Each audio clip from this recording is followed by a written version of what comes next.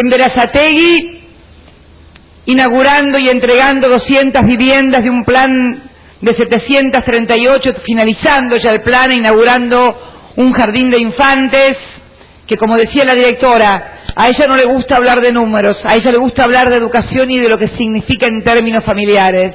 A mí me gusta hablar de números porque soy la que tengo que juntar la plata para hacer todo, todas estas cosas, porque bueno, sin plata, y todos lo sabemos muy bien, es muy difícil poder hacer las cosas. Y la plata se junta en un país instrumentando las políticas y el proyecto de desarrollo de mercado interno y al mismo tiempo de fuerte contenido exportador, porque esta fábrica provee para mercado interno, pero también es exportadora. Y yo creo que ahí está un poco la síntesis. Y quiero decirles algo de la ampliación de Toyota, que pasa de 65.000 unidades a 92.000 unidades, un 42% se amplía esta planta de producción, cuyo promedio, le preguntaba porque me interesaba, el promedio de edad de los trabajadores,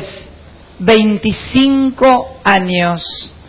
Y los últimos 600 puestos de trabajo son primer empleo de los jóvenes. Estuve dialogando con Miguel, 20 años, sentado, es el que controla la dirección y los frenos. Así que Miguel, como se darán cuenta, es una persona muy importante.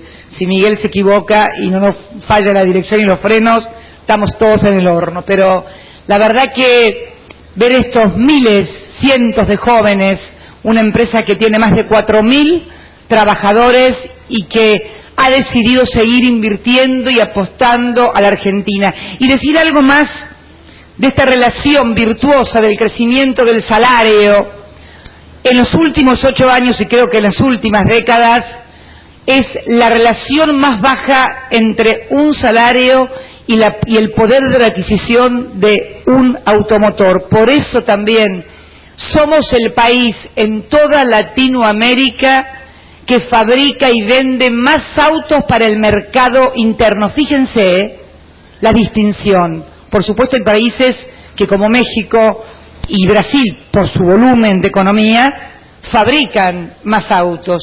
Pero para el mercado interno, o sea, para los argentinos que pueden adquirir un auto, la Argentina es el primer país de Latinoamérica. Y esto revela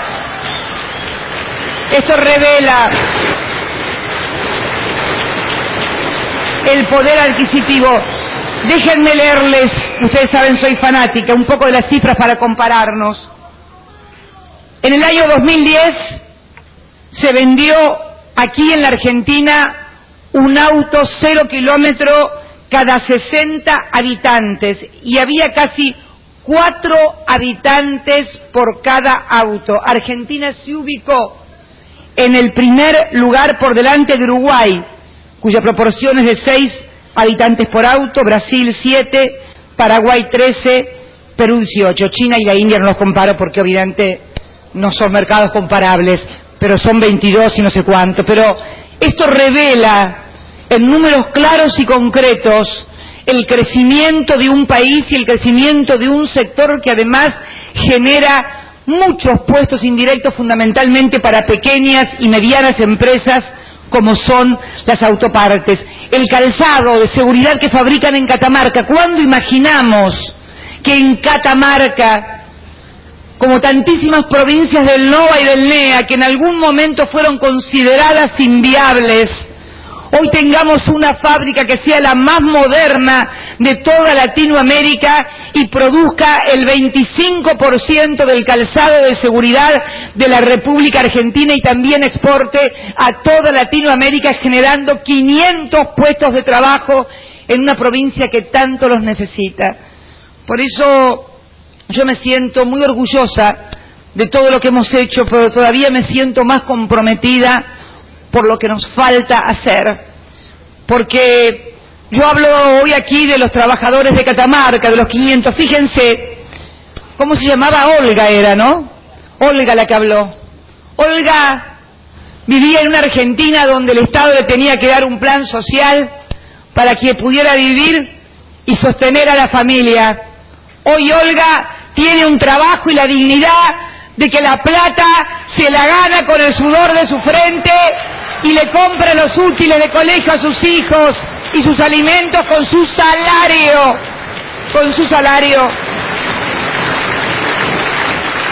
Pero no se nos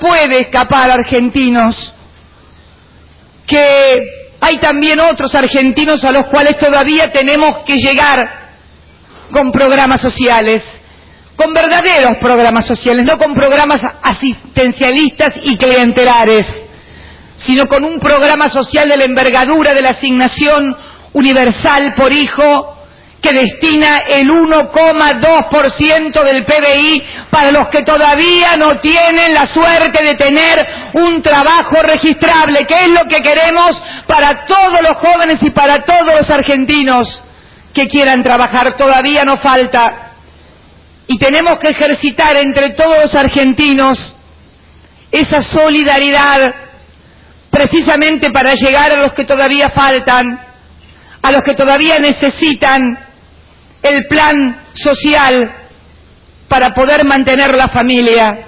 Yo sueño, y siempre lo digo, con el día en que todas las asignaciones universales que hoy pagamos, más de 3,5 millones, se conviertan en asignaciones familiares, porque ese día habremos tenido el régimen de pleno empleo con el que sueña cualquier presidente que sea bien nacido.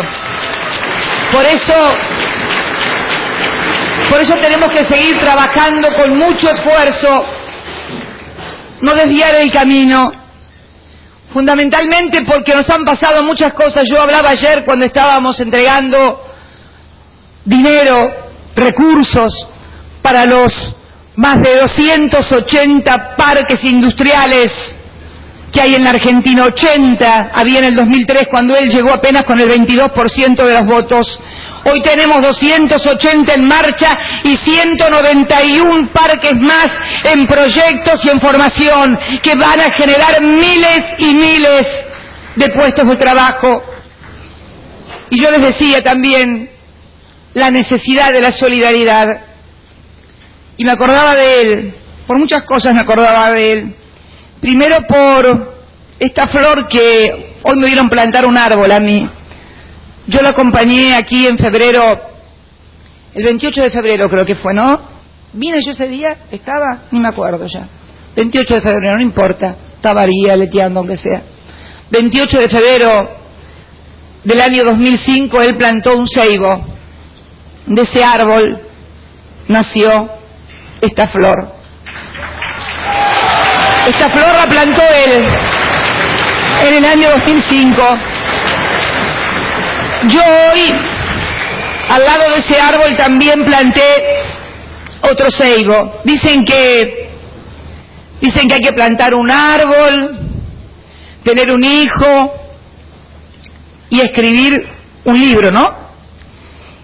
Él plantó el árbol, tuvo 2 hijos, no escribió un libro, pero escribió una parte de la historia de la Argentina, una parte de la historia de la Argentina que son la de esta Argentina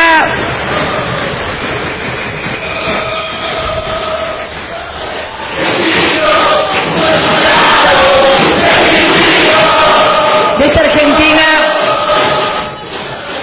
esta Argentina que ha crecido en el ingreso de sus sectores informales, esos que tienen solamente promedio 22 horas semanales de trabajo, en un 44%, que también hoy me estaban alcanzando el informe de avance del nivel de actividad, y estamos en un crecimiento con respecto al tercer trimestre del 2010 con este tercer trimestre del 2011 del 9,3.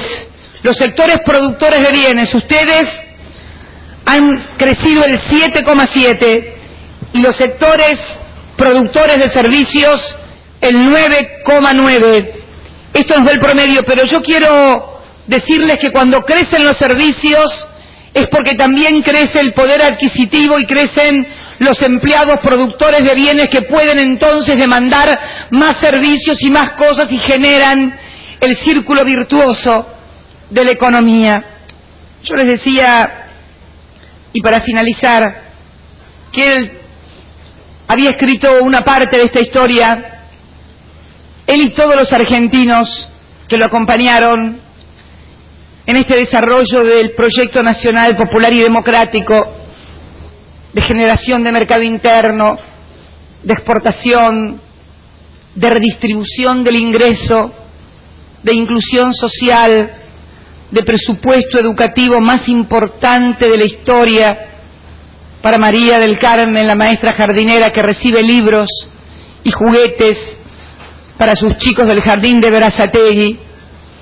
Y también una historia que, con esto quiero terminar, que también tiene que ver, porque acá hay muchos jóvenes que tuvieron la suerte, la inmensa suerte de vivir en un país democrático. Miguel, 20 años, la democracia ya tiene más de 30, pero tal vez algún trabajador por ahí viejito que quede por allá se debe acordar también de otra época de nuestro país, donde comisiones internas de trabajadores, donde trabajadores desaparecían de las fábricas por defender los derechos precisamente de todos ustedes. Hoy me pasó algo a la mañana muy impresionante. Me comuniqué con una persona que se llama, tal vez ustedes no lo conozcan, Jerónimo Vargas Añace. Es un joven que hasta hace muy poco tiempo fue diputado nacional por nuestro partido y hoy es diputado provincial en Tucumán. Habrán visto las fotos de los diarios hoy donde se encontraron fosas comunes con cadáveres y se encontró el cadáver de su papá, que estaba desaparecido desde abril del 76, cuando desapareció, era senador provincial de Tucumán. Y lo que más me impresionó que lo encontraron en el Pozo de Vargas. El Pozo de Vargas es un lugar en Tucumán donde él, cuando fue en septiembre del 2003, el 30 de septiembre del 2003, a Tafí Viejo, a los talleres ferroviarios, entré en una foto muy conocida de él, donde va como siempre, medio cuerpo afuera, alguien que lo agarra para que no se caiga, la gente que lo tiraba. Y pasó por ahí, por el puesto de Vargas, por el Pozo de Vargas, donde había un equipo de arqueólogos, porque es un pozo de 50 metros de profundidad, donde se presumía que había cadáveres de detenidos desaparecidos. Y hace 2 días descubrieron en ese pozo el cuerpo del padre de Jerónimo. Y me acuerdo que en esa oportunidad, cuando él estuvo allí en Tucumán, hizo detener el tren, bajó en el puesto de Vargas y depositó un ramo de flores que le alcanzó el familiar de un detenido desaparecido en el ascensor que bajaba 30, 40 metros de profundidad, donde estaban haciendo las excavaciones muy lentamente para poder encontrar. Me contaba hoy Jerónimo que encontraron a su padre con una media, una pierna. Tal vez, discúlpenme, pero tengo que contarlo porque si no me va a hacer mal. Y él me contaba que cuando se le hizo el juicio a Bussi en Tucumán, Bussi acusó a su padre de que en realidad no era un desaparecido, que lo habían matado sus compañeros por buchón. Él tuvo que soportar eso como familiar, sentado allí en ese juzgado. Bueno, hoy se demuestra que